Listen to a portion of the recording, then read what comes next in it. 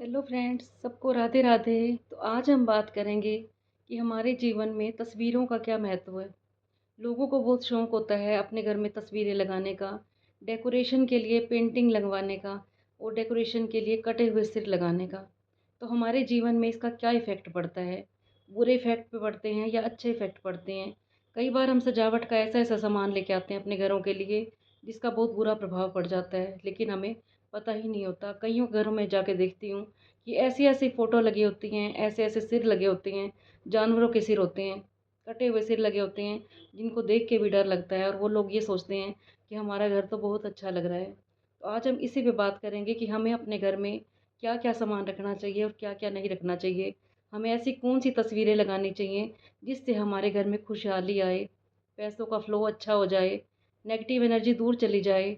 तो शुरू करते हैं हम आज की वीडियो। वीडियो शुरू करने से पहले सबको यही कहना चाहूँगी, जिसने अभी तक मेरा चैनल सब्सक्राइब ना किया हो, तो सब्सक्राइब कर लेना और मेरी वीडियो अगर अच्छी लगती है तो लाइक भी कर देना और कमेंट बॉक्स में जय माता दी ज़रूर लिख लेना। तो सबसे पहले हम बात करेंगे कि आपको अपने घर में कोई भी कटा हुआ सिर नहीं लगाना। कईयों को बहुत शौक होता है, वह शेर का कटा हुआ सिर लेके आएँगे या किसी भी जानवर का कटा हुआ सिर लगा देंगे। वो सोचते हैं कि इससे हमारे घर में बहुत खुशहाली आ रही है, बहुत डेकोरेशन लग रही है या बहुत अच्छा लग रहा है इससे। अगर आपको खुद को अच्छा लग रहा हो या कोई और भी तारीफ़ करता है, फिर भी आपने ये तस्वीरें नहीं लगानी है आपने। फिर हम बात करेंगे, कईयों को शौक होता है घर में महाभारत की तस्वीर लगाने का। कईयों घरों में जाके देखती हूँ कि युद्ध वाली तस्वीरें लगा रखी होती हैं। तो आपने अपने घर में कभी भी ऐसी तस्वीर नहीं लगानी जिसके अंदर मार-धाड़ वाले सीन हो या महाभारत का सीन हो। हमेशा आपके घर में लड़ाई झगड़े होते रहेंगे इससे। तो अब मैं बात बताऊँगी आपको कि आपको क्या-क्या लगाना चाहिए। कौन-सी तस्वीरें ऐसी लगानी चाहिए, देवी-देवताओं की लगानी चाहिए या कहाँ पे लगानी चाहिए, हम सारी बात करेंगे। तो आपने जो भी तस्वीर लगानी हो, पहले तो उसका मीनिंग ज़रूर समझना है आपने। कई बार मैं देखती हूँ कि जो लोगों का बेडरूम होता है, किसी घर हम जाते हैं, बेडरूम के अंदर उन्होंने तस्वीर लगाई होती है। ये जो होते हैं ना हमारे पितर होते हैं, पितरों की तस्वीर लगा रखी होती है। वो क्या कहते हैं कि हमें तो इनसे बड़ा प्यार है, इनका आशीर्वाद बना रहेगा। एक लेडीज़ के यहाँ पे तो मैं गई तो उसने क्या कर रखा था, काफ़ी बुजुर्ग लेडीज़ थी वो, अकेली बैठी हुई थी वो, उसके जो हस्बैंड थे उनकी डेथ हो चुकी थी और जो उनके बच्चे थे वो फ़ॉरेन में रहने लग गए थे। तो उनके आस-पास उसकी दादी की फ़ोटो, उसकी नानी की फ़ोटो, उसके हस्बैंड की फ़ोटो, वो चारों तरफ से घिरी हुई थी। तो मैंने जब उनको समझाने की कोशिश की कि आप इतना ध्यान आप परमात्मा में लगाइए, जितना आपने इन तस्वीरों से लगा रखा है, जितना मोह आपने इन तस्वीरों से लगा रखा है, इतना मोह अगर आप परमात्मा से करेंगे, तो आपका जीवन तर जाएगा। लेकिन हमारा काम होता है समझाने का, अगर कोई नहीं मानेगा तो कोई बात नहीं जी। फिर हम कई बार देखते हैं कि लोग बेडरूम में, अपने मंदिर में अपने पूर्वजों की तस्वीर लगा देते हैं, पितरों की तस्वीर लगा देते हैं। तो आपने ये गलती कभी भी नहीं करनी। ना अपने बेडरूम में आपने लगानी है, ना अपने ड्राइंग रूम में लगानी है, ना अपने मंदिर में रखनी है। मंदिर में हमारे सिर्फ़ देवी-देवताओं का स्थान है, उसमें आप कभी भी पितरों की फ़ोटो नहीं लगा सकते। और कई लोग क्या करते हैं कि अपने बेडरूम में देवी-देवताओं की फ़ोटो लगा देते हैं। आपने वो भी नहीं लगानी। कभी भी आपने अपने बेडरूम में देवी-देवताओं की फ़ोटो नहीं लगानी। आप राधा कृष्ण की फ़ोटो लगा सकते हो। अब मैं आपको बताऊँगी कि अगर किसी कपल की नई-नई शादी हुई है और उनको बेबी चाहिए, तो उनको कौन-सी तस्वीर लगानी चाहिए? तो आपने क्या करना है, अगर आपको बेटा चाहिए हो, तो आपने नंगे बच्चे की फ़ोटो लगानी है। बिल्कुल जो पैदा होता नंगा बच्चा होता है, आपने उसकी फ़ोटो लगानी है। इससे होगा क्या, आपके घर में लड़का होएगा और ये गारंटी वाली बात है। और अगर आपको ये दिक्कत लगती हो कि आपके बच्चे बड़े हैं, 4 साल के, 3 साल के और वो कुछ खाना नहीं खाते, खाना खाने में बड़ी परेशानी करते हैं, तो आपको कृष्ण जी की फ़ोटो लगानी है, जिसमें वो मक्खन खा रहे होते हैं। ये जो मैं आपको टिप्स बता रही हूँ, इतने इफ़ेक्टिव हैं ये, सारे हमारे जाँचे परखे हुए इफ़ेक्ट हैं ये, जो मैंने आज तक बताए हैं सबको और सब ने आके यही कहा कि इनका हमारे जीवन में बहुत प्रभाव पड़ा है।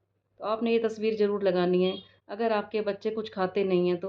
तो आपने क्या करना है, कृष्ण जी जब माखन खा रहे होते हैं, वो वाली आपने फ़ोटो लगानी है। और अगर आपके घर में बच्चे ना हो रहे हों, तो मैंने आपको बताई है कि नंगे बच्चे की फ़ोटो आपने अपने बेडरूम में ज़रूर लगानी है। फिर हम बात करेंगे एक और तस्वीर की। अगर आपके घर में प्यार ना हो, आपस में लड़ाई झगड़े होते हों, तो आपने राम दरबार की फ़ोटो ज़रूर लेके आनी है और ये भी आपने अपने मंदिर में रखनी है। मंदिर में आपने राम दरबार की फ़ोटो की पूजा करनी है। तस्वीरें लाके हम अपना लाइफ़ चेंज कर सकते हैं, अपना हम जीवन बदल सकते हैं और यही हम गलत तस्वीरें लगा के, गलत डेकोरेशन का सामान लगा के हम अपने लाइफ़ में नेगेटिविटी भी लेके आ सकते हैं। अब मैं आपको बता रही हूँ एक ऐसी तस्वीर जो हमारे जीवन को बिल्कुल चेंज करके रख देती है।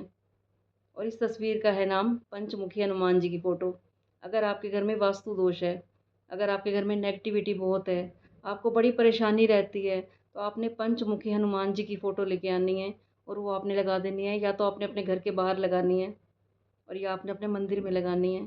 फिर देखना आपकी लाइफ में जो चेंज आएँगे, आपके घर में कोई वास्तु दोष हो वो ख़त्म हो जाएगा।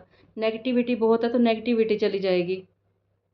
अगर आपका कोई ऑफ़िस है और आपका काम नहीं चल रहा, बड़े परेशान रहते हो आप, परेशानियों से घिरे हुए हो, और अगर आपकी दुकान है और दुकान में भी क्या होता है, रोज़ नई से नई मुसीबत आ जाती है, इलेक्ट्रिक गैजेट ख़राब हो जाते हैं या कुछ भी परेशानियाँ आती हैं, आपका काम चलता नहीं है, तो आपने वहाँ पे लगानी है बजरंगबली की, जो उन्होंने हाथ में संजीवनी बूटी लेके आए थे, वो पूरा पहाड़ लेके आए थे। तो आपने ये वाली तस्वीर लगानी है। आपने ये वाले ज़रूर आपने ये काम करना है और फिर आप बताना कमेंट बॉक्स में कि आपको इसका असर क्या-क्या दिखा। आपको अपनी लाइफ़ में क्या-क्या चेंज मिले। अगर आपका काम चलता नहीं होगा तो आपका काम दौड़ने लग जाएगा। कोई भी परेशानी होगी तो आपकी दूर हो जाएगी।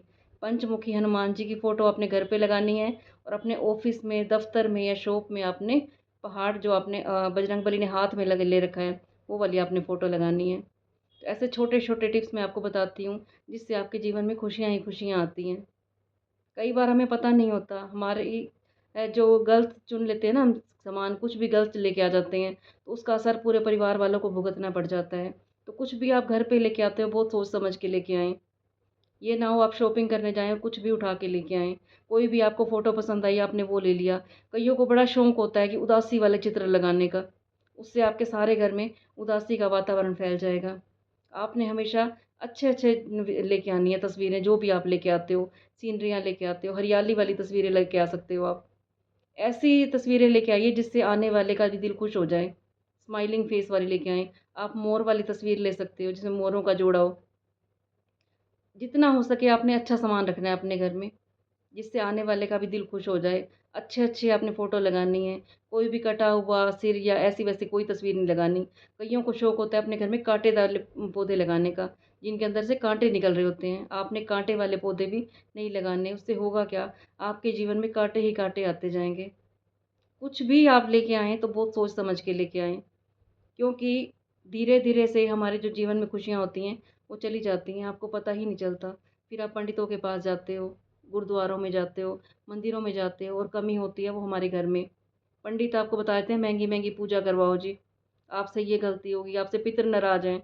तो कोई भी ऐसा काम ना करो जिससे आपको पछताना पड़े और सारे परिवार वालों को दुःख भोगना पड़े। कल फिर मैं आऊँगी आपके पास ऐसे छोटे-छोटे टिप्स लेके। अगर आपको मेरी वीडियो अच्छी लगी हो तो लाइक कर देना, कमेंट कर देना और मेरे चैनल को सब्सक्राइब भी कर लेना। सबको राधे-राधे।